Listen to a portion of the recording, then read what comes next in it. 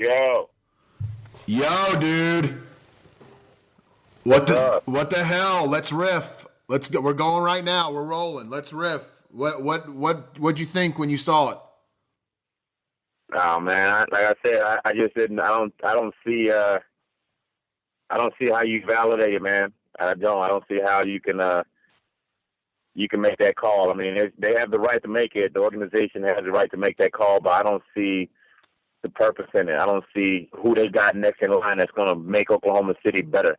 You know, the good thing about it is that they can bring a coach in and make the playoffs and say they were better than they were this past year. That's the only saving grace. I mean, it's going to make everybody look good if they just make the playoffs, because then you can look back and go, well, Scott Brooks didn't make the playoffs last year, but this guy did. We're heading in the right direction, and that's just a cop out. That's a bailout. That was again, Sam. Yeah, I believe in Sam. I think Sam has done some phenomenal things in this city, but that move to me was it was a little unnecessary. I don't see the purpose in You it. think it was a mistake? It was a mistake. I think so. I Well, think so. I think a lot is at risk when you make a play, when you make a move like that. yeah, I but think you Des, were this better has off to be going out. okayed by this has to be okayed by KD and Russ, doesn't it? Listen, I'm gonna say I think everybody gets that a little misconstrued. I think a lot of people get, well, did the players okay it? Players don't care. Some players care, but those are the selfish guys that want things themselves. Most players don't care. Most players are going to say, we just want to be better. Do whatever you need. You're the GM. Do what you need to do. Yeah, Most but let me players don't care. rephrase though. Let me rephrase though. If I'm Sam Presti, and tell me where you think I'm wrong on this hypothetical. If I'm Sam Presti, even if I'm not assuming that KD and Russ are coming up to me and giving me ideas about my team. But if I'm Sam Presti and I've got an inkling of letting Scott Brooks go because maybe I've got something better in mind, and we can get to that in a second.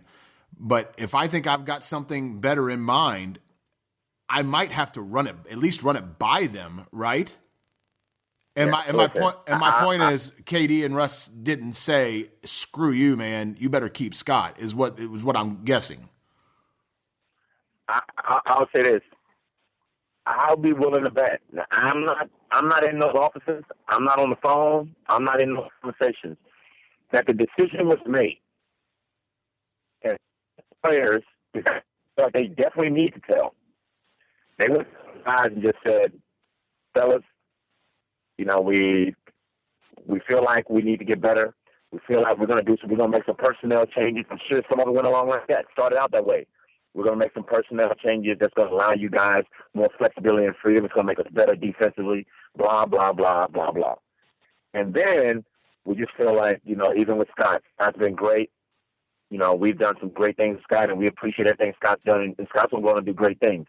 We just feel like it's time for us to evolve as a team. And one piece of that evolution is moving on from Scott Brooks. Ownership has talked about it. I've talked about it. We feel like it's the best thing for the team. You know what Kevin and Russell going to say? No, man, that really sucks. Scotty B's the best and blah, blah. But, Sam, you guys have to do what you guys do. It's along the lines of that. We'll take the assumption that went along those lines, as opposed to sitting them down and saying, we're really thinking about it. What do you guys think? No, it was already done. I've never, and I've been on some teams, and I've been a captain, and I've been in conversations just like that one, just like that, where they made the decision already. They're just letting you know, out of respect. They're not going to change the decision.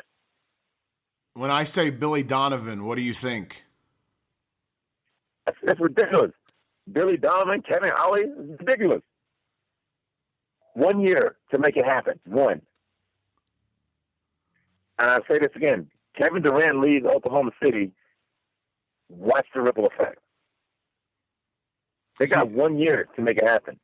See, that's why, because I'm with you there, Des. That's where I agree with you wholeheartedly, which is why I'd be shocked if Presti didn't really, more so than what you're leading on, go, hey, look, man, I need you to co-sign. We don't want you to leave. Are you in or are you out on this? Listen, I'll say this much, and this is not personality at all. I can talk with another general manager. The more success you have as a general manager, and as a coach, the more success you have, the more moves you can make without having to consult with people. Now, if you're just coming in, you kind of have a roller coaster ride, or you haven't really done anything, then you need to. There's some checks and balances. You need to make sure that everybody's on the same page. But the more success you have, the more fame and notoriety you get as a coach, or as a player, as a GM, or as an owner, you can start making decisions without having to go through this process. I think Sam's done a really good job in Oklahoma City. I think there's some things that I question, but Sam knows better than me, and believe me, he does his due diligence. He feels like the decision he's making, all of them, that he's ran it up and down 1,000 times over. And if he feels good about that, then no one can say anything about that. That doesn't mean you have to agree with it. But if he's went through the process, which he does on everything, he's went through the process and he feels good about his decision, then so be it. That's him. He has to live with that. But I'm just saying, I would be willing to bet that the organization trusts Sam enough to make the decisions because he's made a lot of good ones. That he doesn't have to go through, jump through a lot of hoops like some other guys may have to. Man.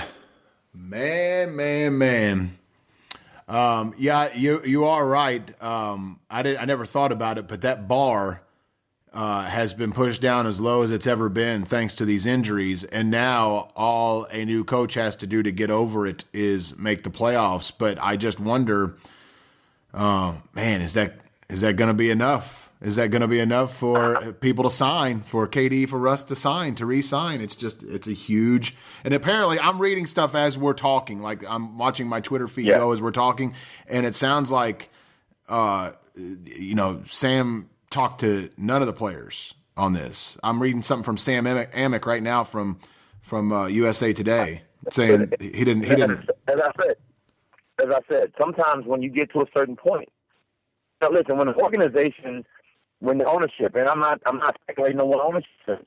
I know a lot of those guys, and I respect Clay and Aubrey and all the guys that are part of the ownership group. And those guys have done so much for Oklahoma City, just embracing the Hornets the way they did, getting the Thunder here, the continued evolution of this city. I mean, those guys have done phenomenal things for Oklahoma City. But if that ownership, and my assumption is this is how they work with Sam. If they give him the right to just make decisions, they're like, Sam, you're the general manager, you do it. We believe in you and we trust you. If they give him that right, he doesn't have to consult with anyone. He doesn't have to ask Kevin or Russell.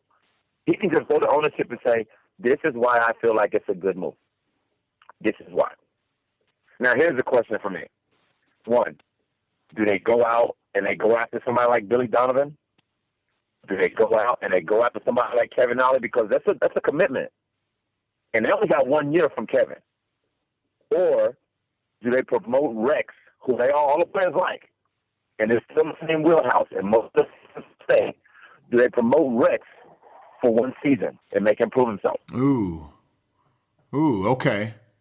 Because if they do that, then they're not buying a coach for 5 years. If they promote Rex for 1 season and Kevin decides to leave, well, then they can go out and get another coach in the hopes of getting a big coach that can bring some players in to play for him. But if they go out and get a big coach, they have to get Kevin Ollie out of his contract. They got to get Billy Donovan to come in, and they have to sign those guys for 4 or 5 years or however many years. And Kevin bounces. Now they're stuck with a coach in the hopes that you thought Kevin was going to stay. Why not go get a 1-year guy? Why not promote Rex for 1 season and say, listen, Rex, you got to get to the playoffs. You get to the playoffs, you stay. If you don't, you go, and we'll continue to look. That's a pretty low bar. Huh? That's a pretty low bar. Listen, the players know Rex, and the players like Rex. Yeah. If he makes the playoffs, and they can say, and they go out and get a couple of other elements to the team to make the team better, and I'll look at least defensively because that's what they need. And he makes the playoffs. Sam can sit in there with Kevin's agent and team and Kevin and say, listen, you know Rex. You guys love Rex. We're in the same, this is most of the same system anyway. You still got Big Mark Bryan and all these guys. These are your guys. You've been with them most of your career, if not your whole career, a lot of them. These are your guys. This is not a whole new group of guys. These are your guys. We're going to get better. We're going to continue to build. We're going to continue to get better. We're going to build a team here. We like what we had it was time for Scott to go in a different direction, and we mutually agreed. But we felt like we need to keep what we had together, and you were part of that, and that's why we wanted Rex. We made the playoffs this year, or we advanced to the second round this year. We feel like a couple more pieces that we're going to be back in the finals again. And Kevin may say, you know what, I believe that. I'll sign for 3 years, 2 years with an out. Well, a couple things that are coming off the top of my head right now. One, Kevin Ollie issuing a statement. I don't know if you saw that or not, that he's staying at UConn. It's awful coincidental that comes out the same day as Scott Brooks gets fired. So I'm guessing that Presti already has at least a handshake agreement, if not a signed contract, with the next coach of the Thunder. That's the first thought that I've got after what you said. And number two, could you entertain the possibility that maybe Durant has basically given everything but his signature on a dotted line as an assurance to Presti that he is going to be here regardless of the coach after 2016? I don't know about. Listen, Kevin's people, or his new team of people that have managed his career and managed his business and so on and so forth. I mean, they're out for the best interest of Kevin. They're aggressive, and they're out for Kevin's best interest. Now they want him to win, and they want him to be part of a winning team, and they want him to win a championship. Just kind of seal his legacy as Kevin Durant, the phenomenal basketball player. But I don't think they'd jump the gun that early. I just don't think they would do that. I think that they would say, we'll sit tight. We'll watch how things go. You've been injured in this city. You haven't been able to bounce back. They haven't made the move that they need to make to go to the next level. The bench is not strong enough. They got two young guys that don't play most of the time, and they're sitting there wasting two spots on the team. And maybe their careers would be better off somewhere else, not in Oklahoma City, because they're talented. Maybe this is not the right place for them, but Oklahoma City has to make a move in that realm as well. If you're going to make a move and coach, I'm hoping you're going to clear some of that bench this summer. All right. You need to. All right, let's save the rest for tomorrow. Come in the studio tomorrow and let's riff. Good talking to you. Okay. Absolutely, man. All right, buddy. See ya.